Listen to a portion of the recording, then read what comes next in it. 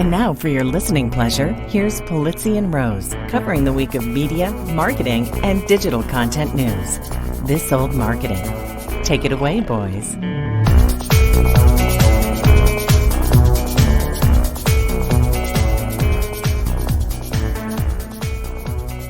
Well, hello, my friends. Welcome to This Old Marketing, proudly brought to you by the HubSpot Podcast Network, the audio destination for you-know-who business professionals. I'm Robert Rose, and welcome to episode number 412. 412. Friday, January 26th, 2024. And with me, as always, as he always is my colleague and a guy who's only slightly less annoyed than I am about Ken being nominated for an Oscar other than Margot or Greta. That's right, Mr. Joe Polizzi. I have to first comment on, you said 412. Yeah. I'm totally wasting my, you said we did 412 of these things. I'm wasting my life away. That's exactly what I took from your reaction. Okay. Yeah. We're doing, that's 412 times that we've had the opportunity to talk to each other. Outside of the fact that yes. We've Maybe that's what entertained I'm tired dozens of other people from around the world. Yeah. Yeah.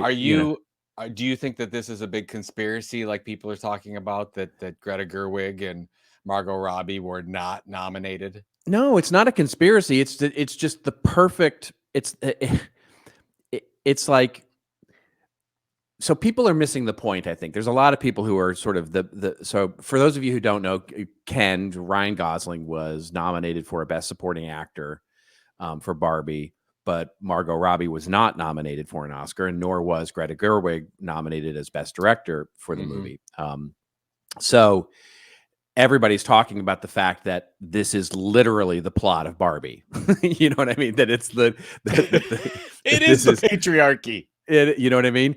And so, but I think people are missing the point, because there's a backlash going on. It's going, look, there's no snubs in the Oscars. It's a voting thing, and the Academy voted, and basically, it's about performances and blah, blah, blah. And I think that's missing the point, because why it's exactly like the plot of Barbie isn't because there was a purposeful or a conspiracy snub. That would actually be kind of, off to the side. It's that the systemic idea is there that nobody even thought about it, right? That's the whole plot of Barbie, is that it's not that the world was like consciously going, oh, it's the patriarchy, and that there's men, and that they actually get all these benefits. I mean, what's so funny about the movie is that when Barbie and Ken go into the quote unquote real world, they're surprised. They're the ones surprised, because it's and Ken, Ryan Gosling's character, is like, this is great. This is amazing, right? This is that all these things I want to ride a horse. Exactly. And it's just the world we live in, and that's the point. Is that it's this, and it's like, the Academy. So you want to come back and say, Margot, Greta, why are you surprised? Yeah, this is the world we live in. That's exactly it, right? You just did this movie. Yes. Why? Yeah, that's actually exactly it's funny. You're like, of course you did. Of course you got snubbed. Of course everything is going to Oppenheimer, because it stars just a bunch of guys and they blow stuff up. If Ryan Gosling doesn't come to the Oscars wearing that fur thing that he wore in the movie, I'll be very disappointed. I am Knuff. That would be a good one as well. It's just just silly. I'm assuming he had extra gym classes or fitness classes. Oh my God, to get back in shape for that. Look, he's a very handsome man. There's no doubt about that. Handsome. He is. Yes, he is. He makes me want to be a better man. That's for sure. So that's how I feel about Ryan Reynolds. Him too. Because I look at Ryan Reynolds and what he's doing, and I'm like, I just haven't done enough with my life. Why does my wife even stay with me? Exactly. When there are other men out in the world that are doing this kind of stuff, like him. Yeah. And that's why if Ryan Reynolds ever did come along to Cleveland, Ohio, and take a fancy to my wife, I would just step back. I would just, of course, I have lost. No. Yeah. No, you have, and fairly and squarely, right? I mean, I would ask for a picture with him. Mm-hmm. And then I would. Yes. So, can I get a selfie before you? Before you run off with my wife. Document the fact that this is the exact moment in life where I've lost. Let's document this. And then it's good. It'll work out. Yeah, Anyways. Indeed. Anyways, what do you think about Jon Stewart coming back to The Daily Show? It was almost an audible cheer that went up across the country. Oh my wasn't God, it? right? It was on both sides. By the way, I don't think this is a Republican Democrat issue. It's that we just want. I think that of course, I think John leans more liberal. Yeah, you think a little, yeah, but he's never been afraid to go after both sides. No, of course not. No, he's. I think he's just a sane voice, and maybe doesn't have an agenda like some of the networks do. 100%. I mean, his well, as he has said many times when he was interviewed while he was host, his only agenda is to be funny. Right. The only agenda is to make people laugh and maybe occasionally think about something, but he's just so good and so observant and so, astute in terms of his coverage. He doesn't just make the joke. He makes the joke into something that is really insightful. And I think that's, it's going to be, it makes me, I've got it now on my record, right? I'm going to watch it for sure. I think I have not been watching Daily Show and since Trevor Noah left and now I was surprised to find out that it was still on. I really didn't. Yeah. Well, didn't know. But that's also because of the streaming wars. Where I don't know what's on regular terrestrial television, if you will. I have no idea what Comedy Central's playing these days. I have no idea what the History Channel has on. Terrestrial television. What else would you call it? I don't know. Whatever I get with DirecTV, if I had DirecTV. Like, what are those listing of? Do you still go to a show guide? How do you get your TV signal? Are you a cable subscriber still, or did you cut the cord? We cut the cord entirely, and we use Hulu for only live sports. We start Hulu in September, so I can watch the Browns game. Well, I could get them over there and stuff, but I like to watch ESPN as well. Sure. Yeah. So that during football season, and then once the Super Bowl's done, we close it up. We close up shop for 6 months, and then I come back in September. That's it. Oh, that's interesting. And then we we will use, we watch Netflix or Max. We get because we're AT&T subscribers. That comes for free. Yeah, right. But you don't watch local news or anything like that. No, do they do that? Is that do they do that? Yes, that the local cities still do local news. Yes, they do. I don't do local news. There are occasions where if we need to, we will hook up the rabbit ears. Yeah, and so you can still get that over the air. Yeah, nice. Like the Willy Wonka thing and Mike TV. It's what we've been enjoying pixels. The YouTube TV. YouTube TV is what do you fantastic. Get with that? You get anything you want, really. It's got on-demand movies. It's got series. Some of them obviously aren't on because they're exclusive to one network or the other, Netflix or Amazon, et cetera. But it's got movies and series. But most importantly, it's got local TV.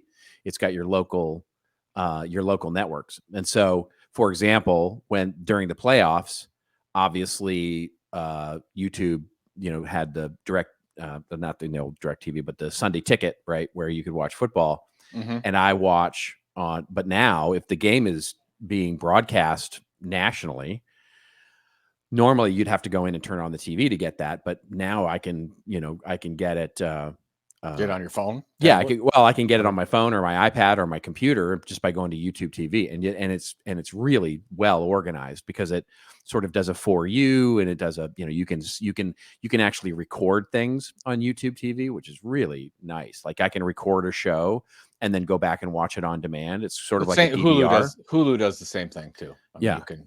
You set your favorites, and then it always records your favorites all the way back. So I have the Cleveland Browns set as favorites, and I can go back and watch every game, any game that I wanted to the whole year, which is a thrill for me. So it's very much so you're basically getting the local. You're getting a local station on Hulu, or you're just getting the local broadcast of whatever is. I'll get the local. Yeah, I'll get whatever the local broadcast is. Gotcha. They have the local stations. Yeah. I just don't watch it for that purpose. Okay. So, all right. Yes, it's great that we shared our viewing habits. Yeah, there you go. Everybody. I'm sure the audience is curious about that, about whether we've cut so the here's cord the or not. before we get to news, here's my question for you. Do you Okay, think that after the 2024 election, Jon Stewart stays on, or is this just temporary? I think it'll depend on how it goes. And I think it. I mean, and what I mean by that is I think it depends on how the ratings are for the show, because he's a producer, remember, as well. He's also now executive producer on the show. I don't think he was before as well when he was a host, but he's that's got the same thing. role. Yeah, that's the same deal that Jim Harbaugh got for the Los Angeles Chargers. It is. He's executive producer. There it is of the Chargers. Yep. That's an incredible thing. But so I think it depends on how it goes ratings wise, like business wise. And I think it depends on how the election turns out. Oh God, I don't even want to. I need to go to another country. Yeah. Oh, I need to mention this one thing because it's really important, and maybe you saw it this morning. Yeah. Our closing keynote for Content I did see Expo, this. Mr. BJ Novak. There from it is. The Office fame, best-selling author, amazing comedian. He was great in Vengeance as well. I mean, lots of really good stuff. So he's going to be our closing keynote. That's fantastic. On May 7th in Cleveland. Yeah, we were really excited to get him. Yeah, so that's good stuff. So we'll all get to. And by the way, you and I, it is official. By the way, I haven't told you. I should tell you right now. We are doing a live This Old Marketing at CEX. All right. As part of the opening reception. So we don't know who the guest is going to be yet. But I think you and I are we going to do a guest? Are we actually going to do a guest? I think that we are going to do a guest. This will be what, the third it's going to be we've ever had. What? It's going to be an amazing thing. So all you listeners, if you want to be part of this, please register. Oh, see, come see us, CEX. There you go. We want to see you there. There it is. There it is. I knew there was a hook coming somewhere. Well, there's just, it's funny. I received multiple emails, and then of course you received a voicemail as well, because you haven't been promoting your wonderful webinar. You have actually. I have been promoting the webinar. We're recording later today. The webinar, not recording. It's live. It'll be live today as we record. What is it on again? What's it on? It's on Hulu. It'll be on. What is the topic? The topic is on AI. We're calling it "Getting Ready to Get Ready for AI." Basically, it's integrating actually pragmatic look at getting AI into your. No, you did promote it, and you have promoted. We did promote it. The heck out of it. A couple hundred people coming to it, but I would say that you do not leverage all your channels enough. Okay, we're just getting rolling here. It's January. We're getting the email newsletter rocking and rolling again. That's going to go out next week. Our first edition of that for 2024.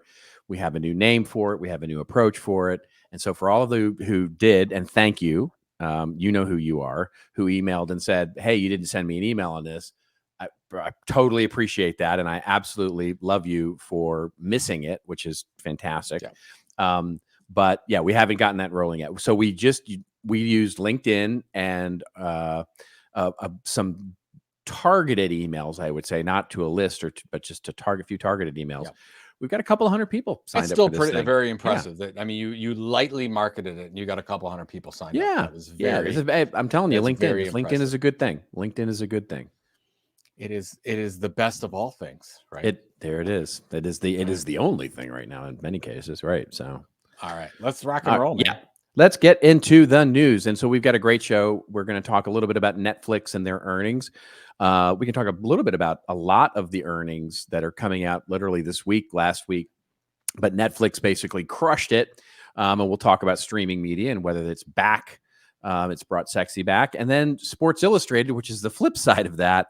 There's going through a big saga there. And Joe and I will talk about what's going on with Sports Illustrated and whether it's going the way of Pac-Man. Then we'll get into TikTok and Instagram influencers, creators, and is it time for them to actually get a workers movement on, right? So is that a union? Is that just a group? Is that a power negotiation? What's going on there? And then if we get time, we'll talk about a little bit about Go Media, which may be a company that you hadn't heard of, but of course you've heard of many of their publications, and they have hung out the for sale sign. and we'll talk a little bit about how a media company and where, things are in the early parts of 2024.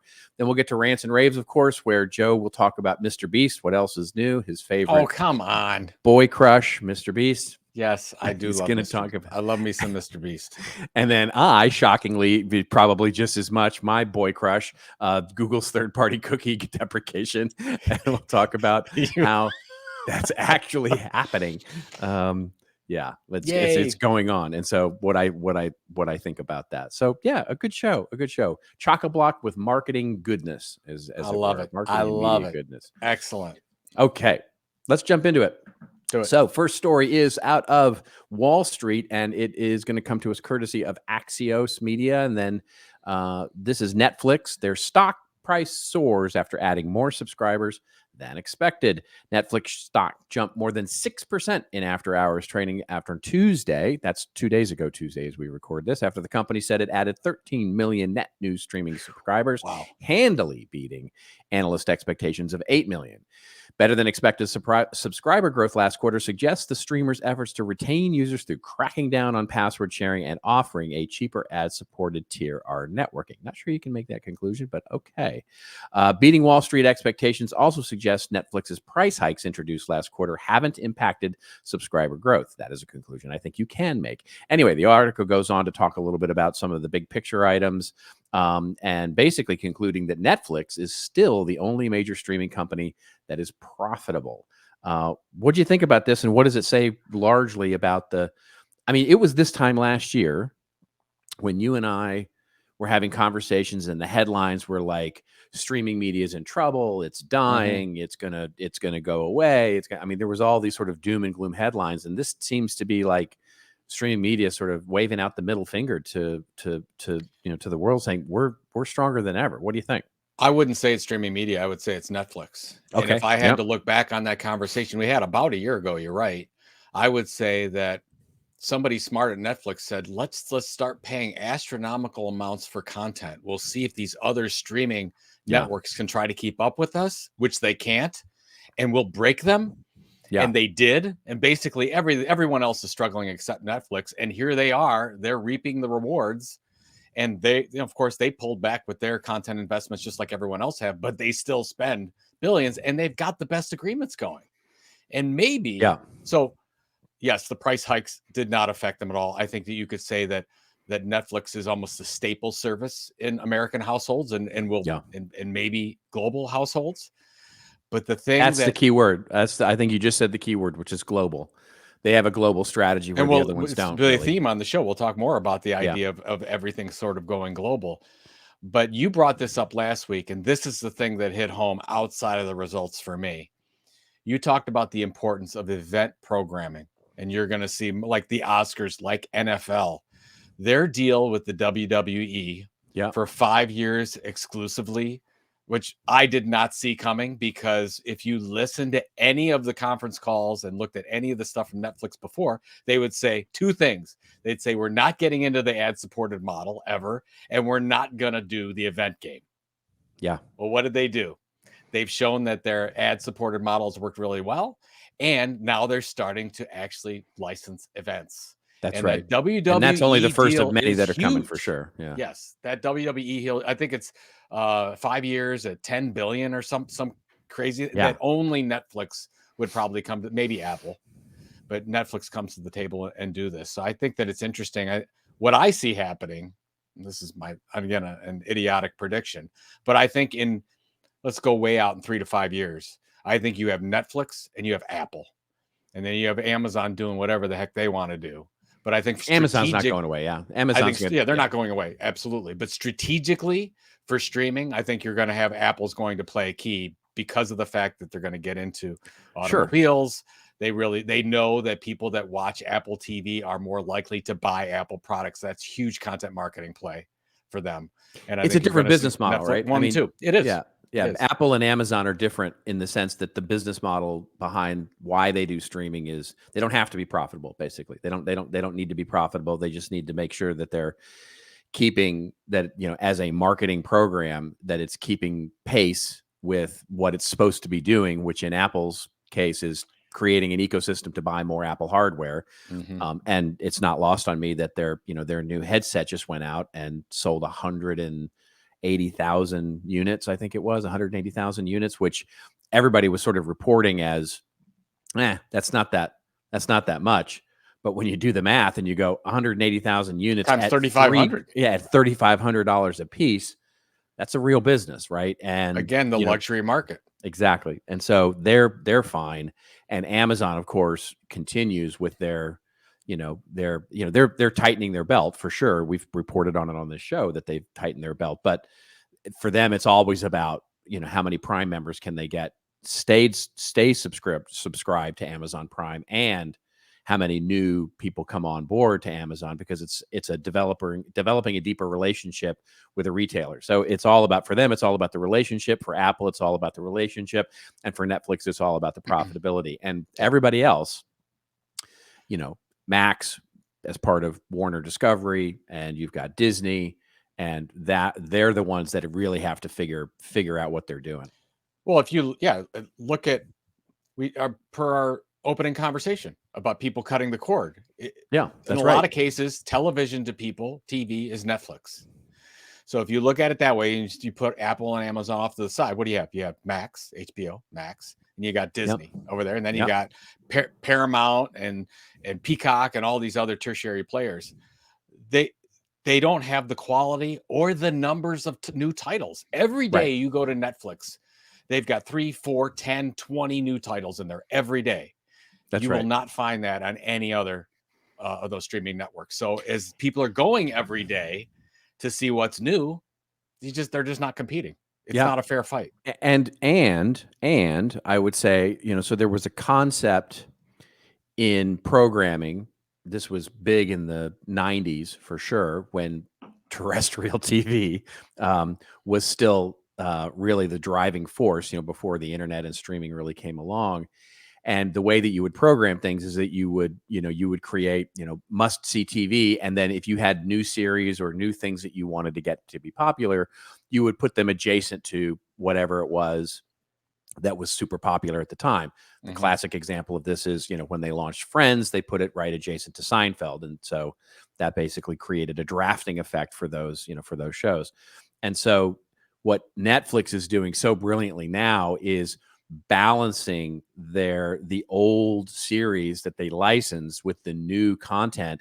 And now that they have this sort of influx of people that they can look at, and then audiences that they can look at, they can draft those things, right? So for example, the big thing right now, the huge #1 streaming show right now is Suits, which is the show from 2009 to, I think it's been around forever. It's been around forever.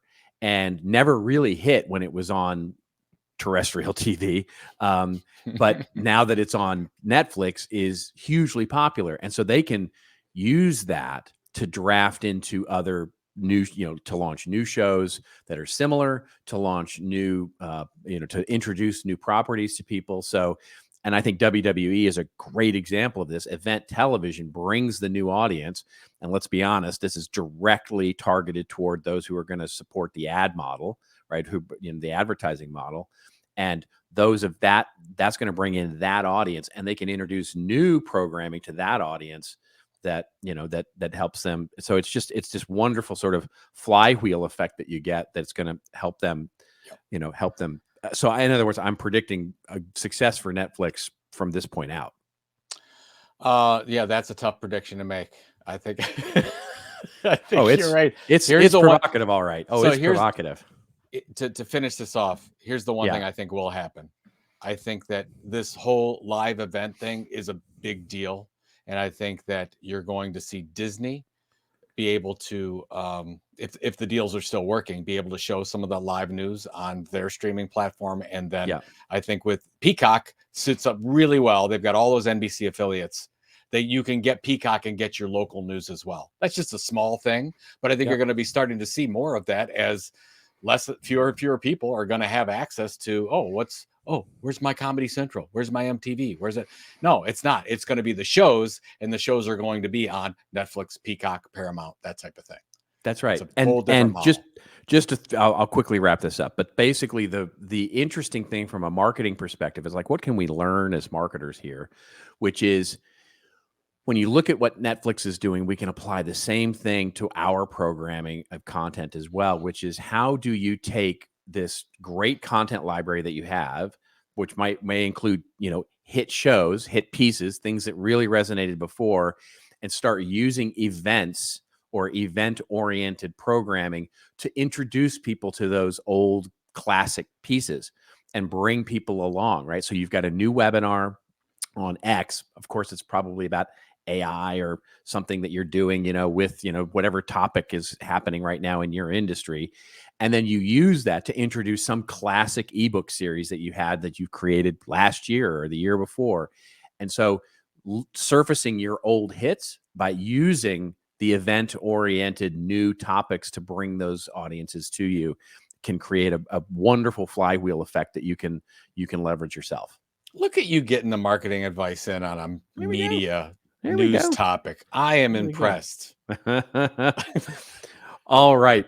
You know what? Let's go ahead and pay the bills, because our next one is good. Is a really interesting story about Sports Illustrated. But before we get to Sports Illustrated and the disaster it is, let's pay a couple of bills here. All right, let's do that. Your sales software should not be a bummer. When you step inside your CRM, you should feel equipped to do your best work. That's the magic of HubSpot Sales Hub. The new Sales Hub is designed to help you win. With an intuitive prospecting workspace and AI-powered tools to reduce your workload, closing big deals is no big deal at all. Get AI-powered tools like ChatSpot that are tailor-made to help you automate steps across the sales pipeline so teams can take back their time and spend it on more impactful tasks. Close more deals and get on track for your best Q1 yet. Learn about HubSpot Sales Hub at HubSpot.com/sales.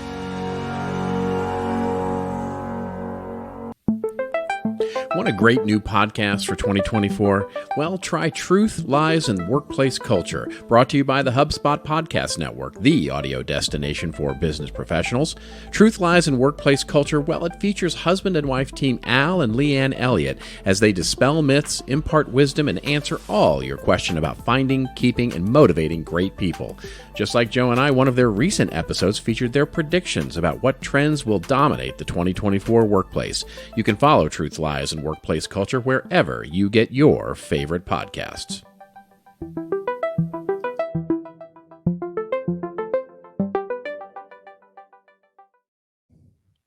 And we're back. Yeah. And well, so you texted me over the week, and you have listened to Upstairs at Eric's at this point. I did, yes. And I realized the first song, I'm like, I know this. Of course you do. I just never knew it by the album. I didn't know. Yeah. Who does that? Yes. Yeah. Yes. Did you listen to the whole album? Like 6 or 7 songs. I'll listen. I'll keep listening to it. I have to, it's amazing. I have album. to, I have to fit it in with my, listening to Hamilton or Hadestown or some of my other, favorite Broadway shows. It's very, very challenging. By the way, we saw Mrs. Doubtfire over the weekend. Oh, the Broadway show. The Broadway show, not the movie. Yeah. Broadway show. I had very low expectations going in, and I thought it was outstanding. Nice. So it was next weekend. I'm going, not this weekend, but next weekend I'm going to see the LA Philharmonic, and John Williams is conducting and doing all Spielberg music. No way. Yeah. That is I'm awesome. super excited about that. Yeah. Do you have like front row seats? I got good seats. My beautiful wife gave me great seats. She's amazing. Yes, the Disney Hall too. I mean, there's not a bad seat in Disney Hall, but it's an amazing place to hear music, especially classical music. Who's the person? So you two are together, and somebody walks up to her, and she leaves with that person. Who is that person? Oh, because there are guys. There are many. There are many. Kevin Kline would be one of them. No way. Oh yeah. Primetime Billy Joel, probably not Billy Joel these days, but primetime Billy Joel, she would have. Do you know Billy Joel has a new album coming out? I do know that. I do know that. I know that because of her, actually. Years. Yeah. Crazy. So probably Kevin Kline or Hugh Jackman. Hugh Jackman would be another one. I would leave for Hugh Jackman as well. It's amazing. Yeah, she likes the big guys. She likes big, tall. Well, Kevin Kline is not. Yes, he is. Oh, he's a tall dude. Oh, is he really? Yeah, he's not a tall John Cleese tall. No, he's not. He's 6'3", 6'2". I would never. He's a tall guy. Know that by. Yep, he's a tall guy. Probably because when I think of Kevin Kline, I think of the movie Dave, and he co-starred with Sigourney Weaver, great. and Sigourney Weaver is super tall as well. Yeah, she's very tall as well. Yeah, that's. By the way, I love that movie. I watch that again, Dave, especially with election season coming around. Oh, we really want to feel like we're into the voting process. Hail we have to go watch the chief. Dave. He's the one we all say hail to. Hail to the chief because he keeps himself so clean. He's got the power when he's in the shower. And then she walks in. I've seen that movie so many times. It's so great. Oh God, that's a beautiful. That one, An American President, I love with Michael Douglas. So. Oh yeah. All right. Let's get into it. So we're going to pair two stories together here about this whole debacle going on at Sports Illustrated. The first one comes from Front Office Sports, and the headline is Sports Illustrated's publisher guts the staff. Future unclear. The Arena Group, which we actually covered on this show when the Arena Group purchased Sports Illustrated, recently missed a $3.75 million payment to SI's license holder Authentic, leading Authentic to sever the deal. On Friday, Arena started laying off employees. And so staffers at Sports Illustrated were notified on Friday, this was last Friday, of massive layoffs, some immediately, others in short time, with potential for the entire staff to be gone in 3 months. Authentic, the licensing group that purchased Sports Illustrated for $110 million from Meredith 5 years ago, has terminated the agreement it holds with the Arena Group to publish SI in print and digital, according to an email obtained by Front Office Sports. That move comes 3 weeks after Arena missed a $3.75 million payment that breached the company's SI licensing deal that began in 2019. The fallout basically is a bunch of people got laid off. Looks like the company's moving and taking a nosedive into the ground. And then we'll pair this, and then I want to get your take because I know you have one on this. Comes from Axios, which basically said most of Sports Illustrated unionized staff were laid off on Friday after its parent company, the Arena Group, failed to make the payment that we just talked about.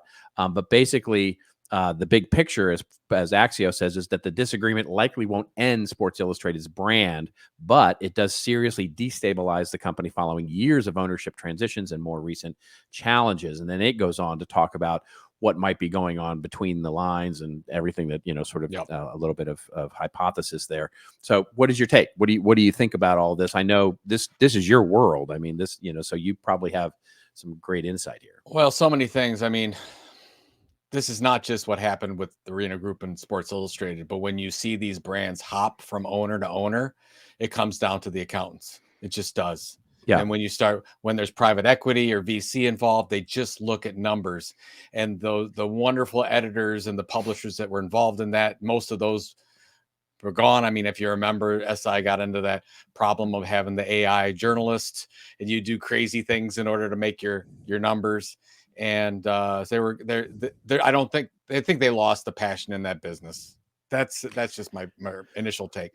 I think the key thing to learn here is that Sports Illustrated should have been ESPN, and they never got there because they diversified too late. Sure. So if we want to learn something from a media or marketing model, you build your base. Sports Illustrated built their base around the sports fan better than anyone else, but they were very slow to diversify into other channels, and ESPN ate their lunch. So this is why it's important if, you have a podcast or you have a blog or you have a newsletter or an event series or whatever, you say, okay, well, great. We built our audience there. Then once you do that, then you have to take it to the next channel. What's our next thing we're going to do? And then all those things work to build in the group together, and you have a really powerful content brand. And obviously we did that really well with Content Marketing Institute. We started with the blog, and then we diversified into the research, and then we've got the podcast, and then we've got the event, and then we got the magazine and all those things. But that's started with the base around the blog. Sports Illustrated started that with obviously their print magazine. The last thing I would say, and this, remember Grantland? Remember Bill Simmons' Grantland? Yeah, for sure. Site? Oh yeah. And when that, so that went out of business, and I felt at that time Grantland should have sold, or somebody like a Nike and Adidas or Under Armour should have bought that. What an opportunity to build that, to buy an audience and a great brand. Well, folks at Nike, Under Armour, Dick's Sporting Goods, I don't care. This is a bargain to get one of the best brands in sports that have ever been created, and amazing database as well. So what are they're spending right now? $3.75 million quarterly for some licensing deal. Oh my God. That's my question for you. Being sort of an insider in this, to me, I look at that and I go, they're spending, let's just keep it simple, $4 million a quarter, right? Yeah. So roughly $12 million a year for licensing the brand.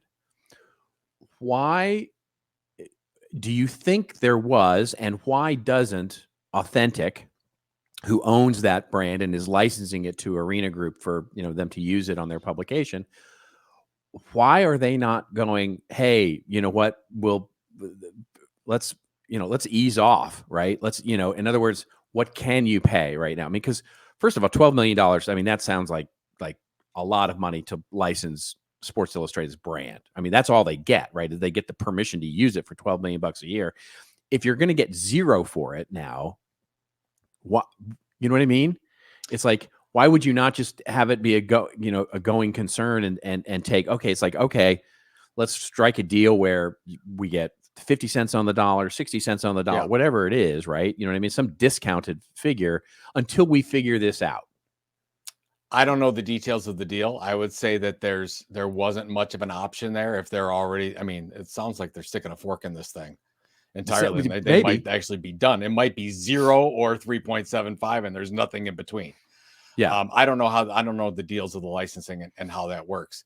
But if I'm Authentic, I'm packaging this thing up, and I can it and sell the brand. Basically, you're just sell the brand. You're not sell the brand, sell the whole thing, and don't just license it out. And I think that you wonder who owns what, right? You wonder who owns what, right? So Arena Group probably owns the content that's there, and then the subscriber base, database, the subscriber base, and the infrastructure, and all of that. Yeah, I don't know. And Authentic owns the brand mark and the brand of then the name. Mm-hmm. I'm not sure that a Nike or an Under Armour is. I mean, if all they can buy is either the content with no brand or the brand with no content, does it really make sense? No, it probably doesn't. But what I think that I think what a lot of these media companies need to get over is they're trying to look at apples to apples, right? Oh, it's like what's a subscriber worth? How much sponsorship do we get in? What's our multiple then from an EBITDA standpoint or a growth standpoint on our top line revenue, whatever it is. And really, we want to get away from that. And we want to say, okay, let's stop selling to people that are like us. Let's sell to people that have billion-dollar budgets. Let's change the whole equation. Because if you throw an opportunity like this in front of Nike, let's say, and the whole deal is valued at 100 million or 150 million. Right. Sure. That's not a big deal. Right. That's not a big deal for them. That's something very small to do. It's a good point.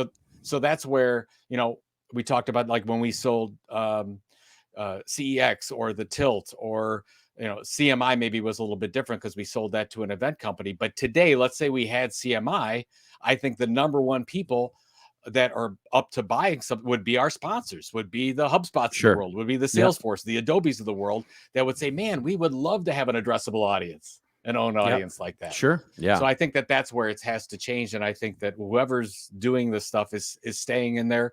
In their world of media that is deteriorating around them.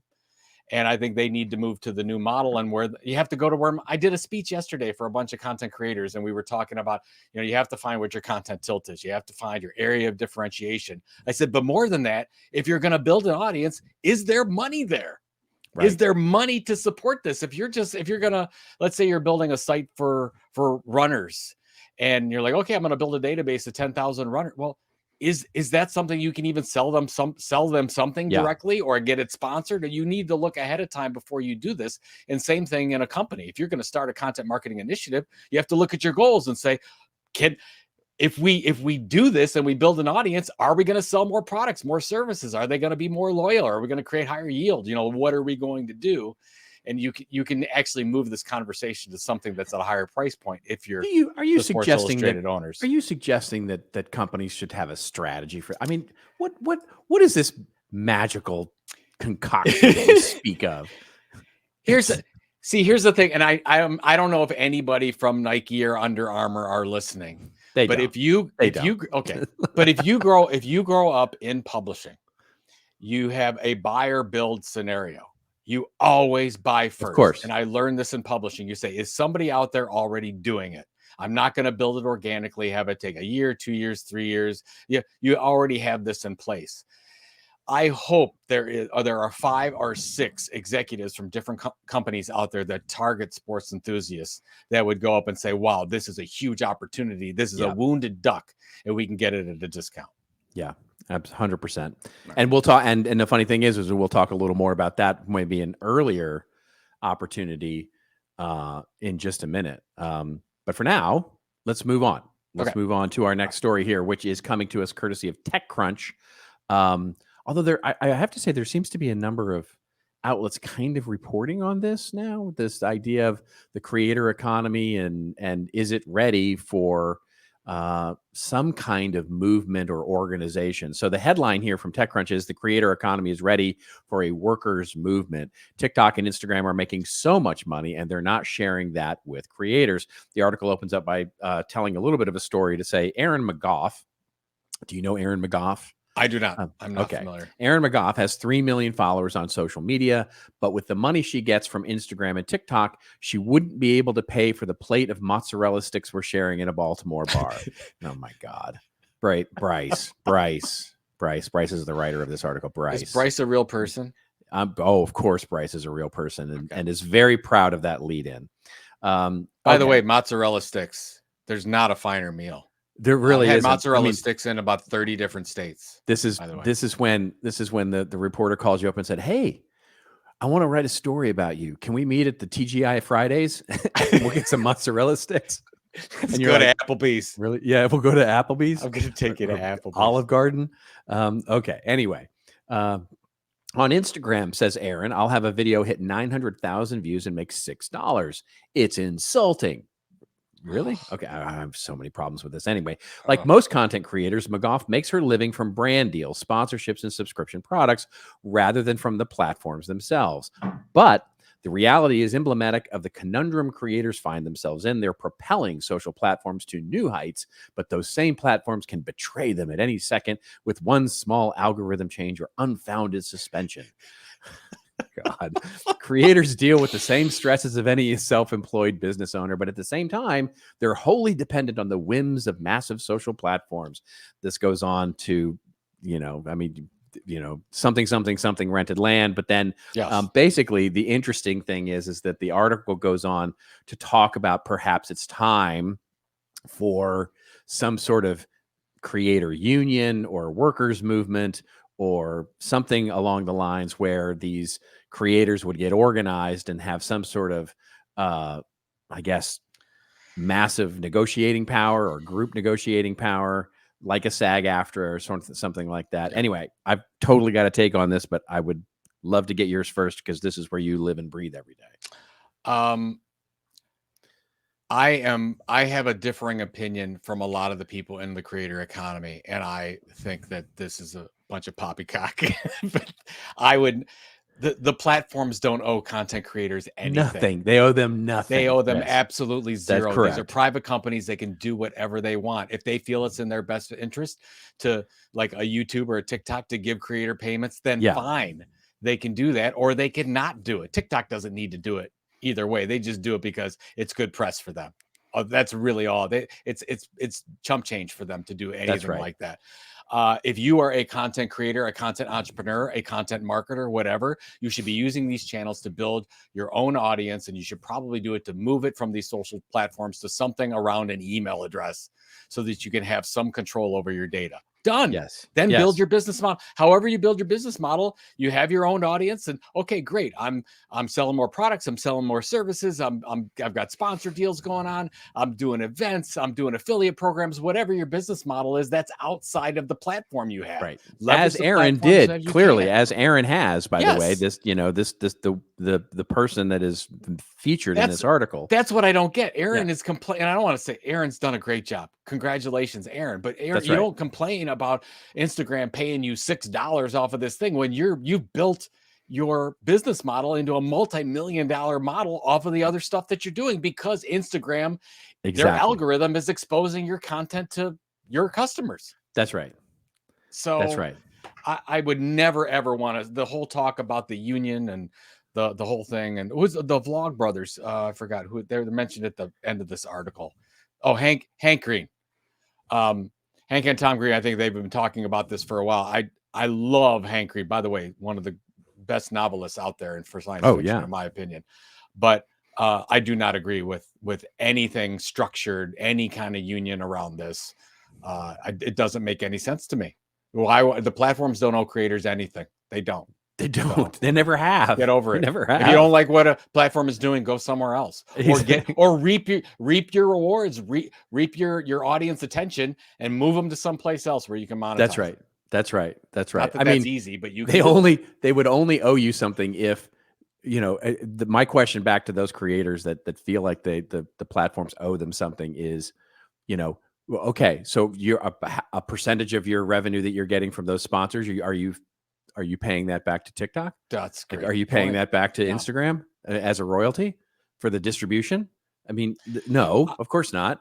But I mean, such a great point. I'd love to see, not necessarily TikTok, because I don't know what they're doing. I don't know what their plans are. But let's say Meta.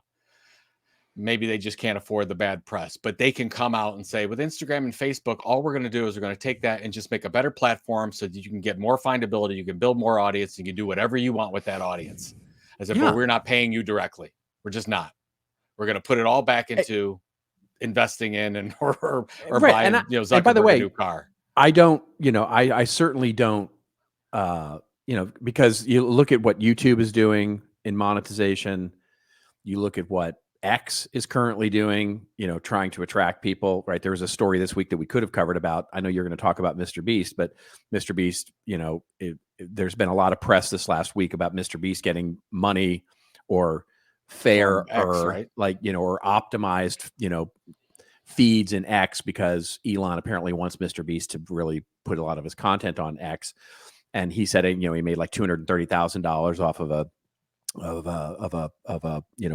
film or a video that he shot for X. But, so if they decide they're going to monetize, like if the YouTubes and the X's and the Instagrams or whatever of the world are going to have some sort of, revenue idea that you can make money, you can monetize it, then the answer is, well, okay, as long as they don't change the rules on you. In other words, the point being, like where I can see an argument to be made is if you go, I'm going to give you the agreement is going to be X, right? The agreement is going to be Y, and we're going to pay you this much money for this. And then at some point they change those rules, right? It's, it's the sort of Darth Vader pray that I don't change them again.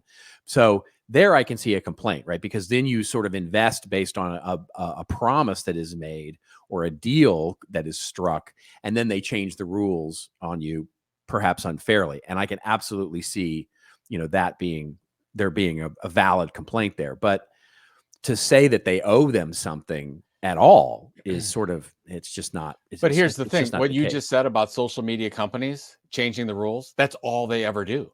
Well, they change the rules, and then they changed it from the beginning, and still they don't owe anything to the creators, in my opinion. Right. That's so they could do whatever they want. Like, of course they can. And I was at this conference, and there was one pretty prolific YouTuber that talked about the time when YouTube just flagged their account for whatever reason, lost the account, and never got it back. And it was like 150,000 subscribers. It was something significant. Yeah. And they're all like, and he's like, yeah, it was terrible and it still hurts, but I can't do anything about it because it's YouTube. Yeah, they can do whatever they want. They can block you, me, right. X can do it, Instagram can do it. You have no control. And that's why when I got up on stage and I was talking about this, I said, you should wake up every day thinking that there's no future in any of your social media channels. That's right. If you get something that day with social media, great. That's awesome. But it's hard to have a long-term strategy when those rules are going to change at any moment. 100%, 100%. And by the way, the platforms are not having these hand-wringing meetings where they're going, "Ooh, should we or shouldn't we?" This is Tuesday for them, right? It's just a random Tuesday. They're just basically saying, this is gonna make people mad, but you're not the market. You as the creator, you're not the target market. There will be someone to fill your void when if you disappear. So. I don't understand why. I mean, I see it all the time, and I see articles, and I see the media kind of pandering to these people where, oh my God, that they owe creators something. I don't know when that happened. Yeah, like that is like wah, like stop it, stop it. Go create a business model that makes sense, and don't just say, hey, I'm going to create videos and I'm going to pay them for my videos. Right? No, you're not. You're not. That's a you might, model. but don't be sad when it goes away, right? Because even if the barrier to entry doesn't exist, guess what? The barrier to exit doesn't exist either. But I think too, if you had a company like a YouTube that had a good creator payment program, compensation program, I think it fuels more horrible content because you're paying by views and watch time. Totally. And when that happens, you start to create some really freaky stuff. That's right. Because you're like, oh, what's the gotcha thing? What's the reaction video? What's this thing? And when you don't focus on views and you focus on quality of audience and quality of watch time and really important things in my demographic, am I hitting my audience? Am I answering their questions? It doesn't matter the amount of people. It matters the who. Do you get the thing in your? So I have so noticed what you're talking about, especially on Facebook right now.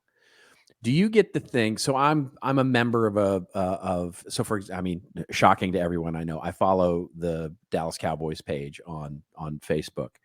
Because of that, I get every single garbage group or page in my feed of the most, shocking, gotcha, stupid headlines that are, and there's no way to stop it, by the way. All you can do is snooze it. You can't say, I never want to see this again. You can only say, snooze this, snooze this, snooze this. And it's so bothersome that this garbage content gets into your feed. And it's like, it makes you have to actively manage it every single day. That's right. Annoying. And the problem that I have with because I've been testing out, especially on Facebook, and testing out the reels and the algorithm that works with it. It's so biased to recency. Yes. So I was checking something I saw, I was flipping through, and I got a lot of I love stand-up comedy. Yeah, so I got a lot of comedians in my feed, and I'm like, okay, Bernie Mac, love Bernie Mac. Yeah. So I'm like, let me see if I stay on this Bernie Mac the whole time. It was like a 10-minute story on Bernie Mac. Well, okay, going to the next one.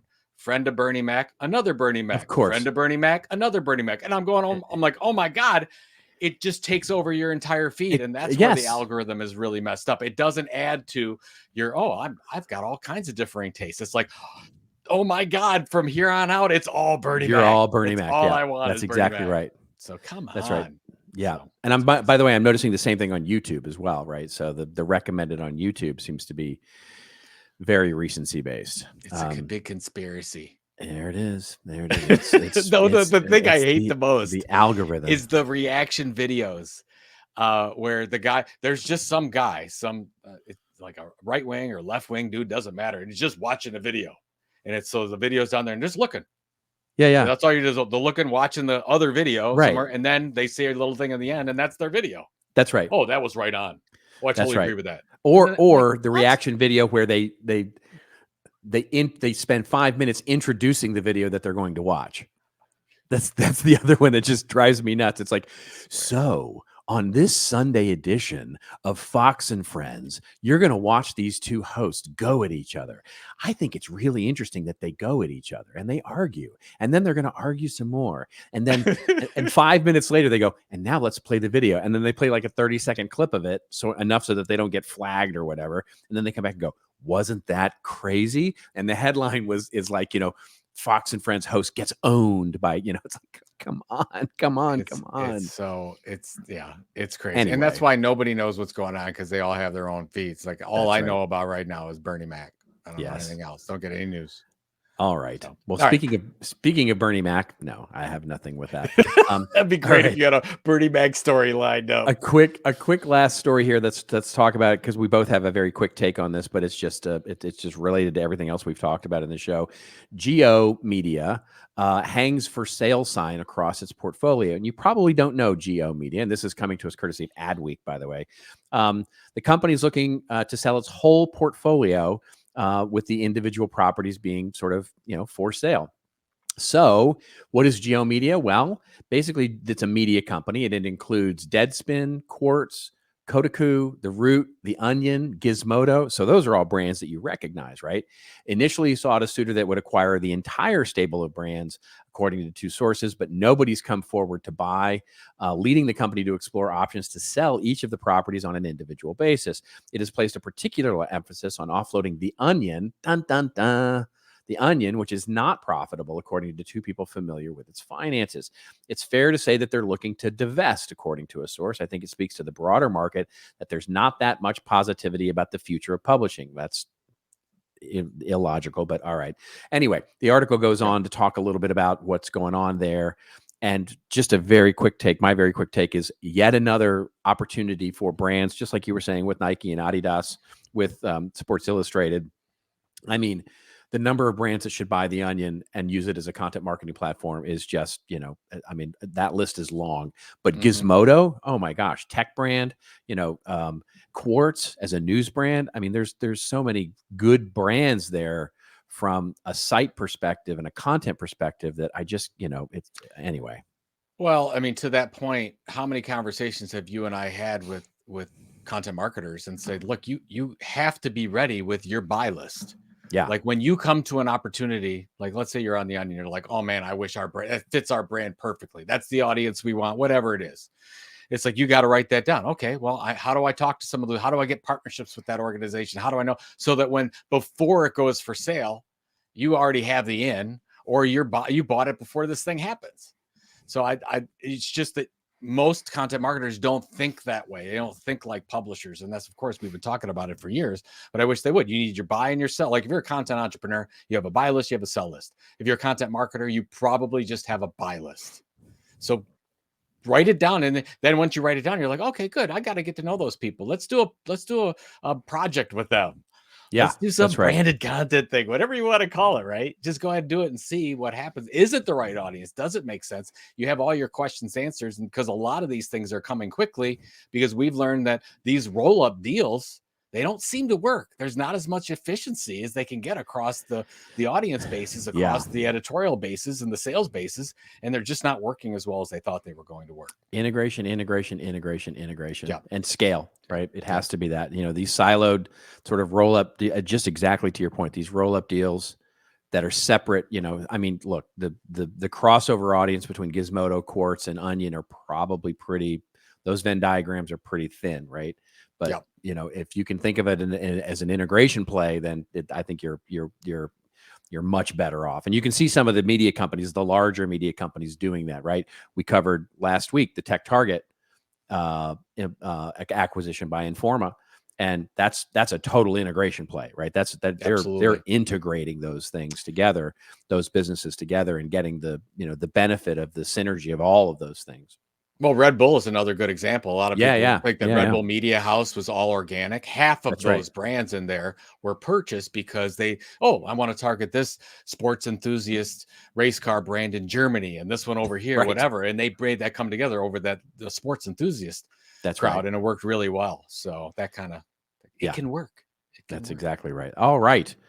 Fantastic. Well, let's get to our rants and raves section. Before we get to rants and raves, what we want to do is just ask you for a favor, which is we're seeing some fun stuff on our YouTube channel. So go check out the YouTube channel, go subscribe to the YouTube channel. And if you've got questions, or if you want to comment on anything, or if you want to argue with us, or if you just want to say hi, go on over to the YouTube channel, and that's where we're trying to centralize things and go have a conversation. We're checking it.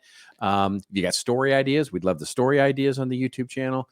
Do all that kind of stuff and bring us over there with you to your favorite YouTube At This Old Marketing. Yeah, like if you have a question or comment on this particular show, we'd love to have that conversation with you. Exactly. At This Old Marketing on YouTube. We're going to try how that goes. We're going to try to actually make the YouTube comments not what they have been for most everybody. I'm feeling good. The last couple, they've got a couple amazing people that are on there that are commenting. Yeah. Thank you, amazing people. That's exactly right. We'd like to have more amazing people. That's where they're all amazing. We just like to hear from you. That's all. We would. All right. We're one of the few. That's true. Podcasters that we actually want. It's true. Talk to our audience. It's true. It's actually true. Okay, so you're going to start, yes? Because let me go first, and mine is just quick. This week, you talked about MrBeast on X and testing out video. MrBeast's production team has been testing out a lot of video, and for the first time ever, we had a big YouTuber like MrBeast actually start creating content on Bilibili. And if you're not, are you familiar with Bilibili? Have you heard of this before? I've heard the name, but I don't know Bilibili. So Bilibili is like the Chinese YouTube. It's more than that, but just so people have a perspective. And the only one thing I want to share with people, I think this is really going to start a trend.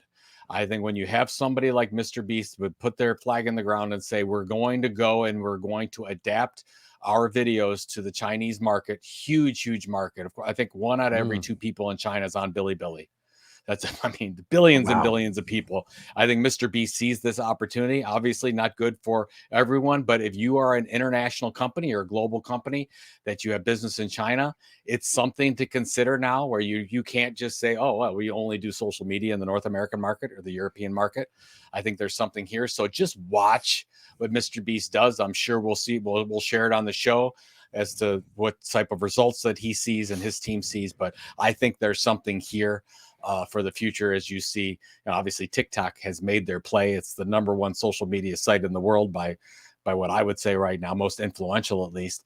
And I think you've got a lot of other pure play Chinese social media brands over there that a lot of American or North American content creators can maybe have an opportunity. Well, we'll see. So there you go. I mean, do so with all deliberation, though, right? The caution, absolutely, because this is not just rented land. This is rented foreign land, right? So you have to have a goal. Yeah, you're not just doing this for fun. Yeah. You need to have a goal. But I thought it was so interesting that somebody like this is going and saying, okay, we're going, because you have to adjust your content. And by the way, if you look, I think he has MrBeast has videos in dozens of different languages already. Yeah. And he's been proactive about doing that. So it's a really, I've said, #1 media company in the world in the future is going to be MrBeast. I really believe translation and localization is going to become a thing. I mean, it will not be long, I suspect, until you and me, can use a tool to take this show, translate it, localize it automatically, and have the podcast available in German or in French or in probably do it already. Chinese. Oh yeah, no, I'm sure you can do it already, but it's probably, it's going to get to the point where it's like seamless, right? Yeah. Where it's literally, sort of like hit the buttons of the languages that you run like it to distribute. Through. Yeah, actually, it would be. I'm wondering where YouTube is at on that, just to do that automatically outside of just annotations. Yeah. Okay. All right. Fantastic. Okay, I'm talking. Well, I'm a shock. I know. I'm talking about third-party cookies in Google. I'm shocked. So here's the thing: you probably missed it because there was not a lot of coverage on it. There is a story that we'll link to in the show notes from Wall Street Journal that talked about this a little bit. But basically, starting January 4th, right? The earlier this month, Google has started doing it. Right? They started doing it in terms of restricting access to third-party cookies for 1% of the people using the Chrome browser. Now, to put that into perspective, so the estimates for Chrome right now are somewhere around 3.2 billion people. I mean, it's the #1 by a long shot browser of people. So that's about 32 million people, or roughly everybody in California, who now have had their cookie access blocked, basically. So, is this cookie-geddon? Is this, cookie apocalypse? Cookie-geddon.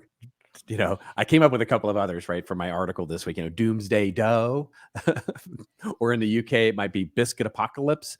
Anyway, I'll stop. So basically, the idea here is that they're blocking third-party cookies, right? So what does that mean? Well, it means that the advertising you're doing, the cross, so all that stuff that we just talked about in the show, right? The sort of, you went into Bernie Mac, and now Bernie Mac is everywhere on your, that's all being done by first-party cookie. In other words, Facebook goes, you did something on Facebook, and now it's being brought over into your Facebook feed. That is a first-party cookie that they're using to personalize, quote unquote, the feed for you. So it doesn't get rid of that. What it gets rid of is you going to another site and actually starting to see Bernie Mac ads or Bernie Mac, advertising on other publishers that are using third-party cookies to target that advertising to you. And so this is, from a programmatic advertising perspective, this is just yet another shot across the bow of programmatic advertising going away in so many different ways. There has been little progress made on alternatives to this, by the way, everything from Google's ID to the playground to all these things that they're trying to do to get some sort of replacement for it. And there's not a lot of standards that are getting bandied about right now. But the point being is that the focus on first-party data, if you're a marketer, and I don't care how big you are, if you've got one person in your marketing department, you are the marketing department, or if you've got 1,000 people, if you are not wholly focused on how to harness your first-party data across all of the different platforms that you have, whether it's your email newsletter plus your website plus your, to some extent, your social media, to pulling in all your owned media properties and harnessing that first-party data in a way that will enable you to do things like personalization and targeting and those kinds of things when you need to, it will be a bad day indeed. And so, the articles as you read them right now on this are all like, ooh, marketers are freaking out. Well, okay, you should have been freaking out for the last, this is your wake the F up moment, right? This is the, it has been happening for years. I've been talking about it obviously for years, and it's time to actually do something about it and get that first party data harnessed. I've been doing it for my little business, is sort of, connecting into my, very small little CRM system, our email newsletter list, plus our, plus what we're getting in terms of registrations and all those kinds of things, not with trying to be spammy, but literally trying to understand our audience better and to use this first party data to say, you're going to get what you should get. The most value that I can provide to you, the most targeted value is my goal. And if I know more about you, then I can. And that makes me feel less spammy. It makes me feel less, less sort of creepy. And hopefully it helps me deliver more value to my audience. And so it's just a great wake up call. And so, yeah, use it as a business case to your boss. It's a good reminder. Yeah. I think that, like all things, it's change, and change is difficult, and that's the problem. It's just it's going to start coming fast and furious now. It's going to start. People forget that Safari's had it for a while, Firefox has had it for a while, Apple's been doing this for some time, blocking across all of some of the apps, and as Google starts to actually do this, I can tell you for sure, Google's not doing this in a vacuum, right? Google's not doing this out of the goodness of their heart. They are going to be doing this with the idea that if they can keep you in the Google ecosystem, that is all the better, right? So again, it doesn't solve the Bernie Mac problem on YouTube and across, Facebook, because those companies get that the first party data is incredibly important to target content, relevant or irrelevant to you. What it matters is that across the ecosystem, and that as a marketer is your opportunity is to get your ecosystem in order so that your first party data is yours. Amen. Yeah. I feel like I'm at church. I'm at marketing church. There it is. And I get free cookies in my marketing church. It's as it crumbles.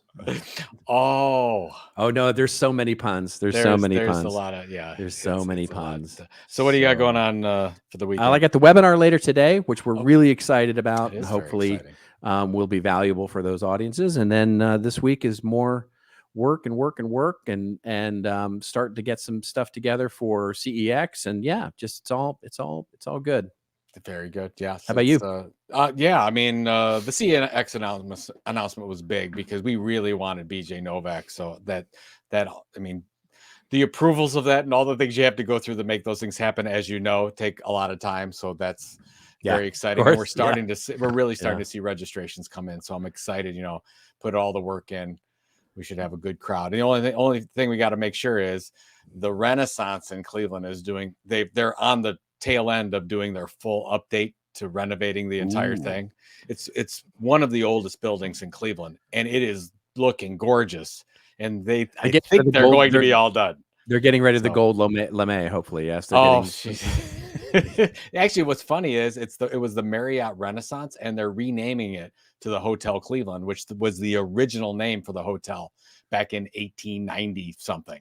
So if you like history, but it's still a Marriott, Renaissance. It's a great hotel. It's a great hotel. It's always been a little too much gold lame and rope they're working on. I think you will approve. I think just from a marketing perspective, what's interesting is that you have the Marriotts and the Hiltons of the world that are taking these hotels, these very unique, and they're not naming them, Hilton Garden Inn. Yeah. It's a different name. And I just stayed at a Marriott that's renaming to the Landy. I'm like, okay. Micro branding.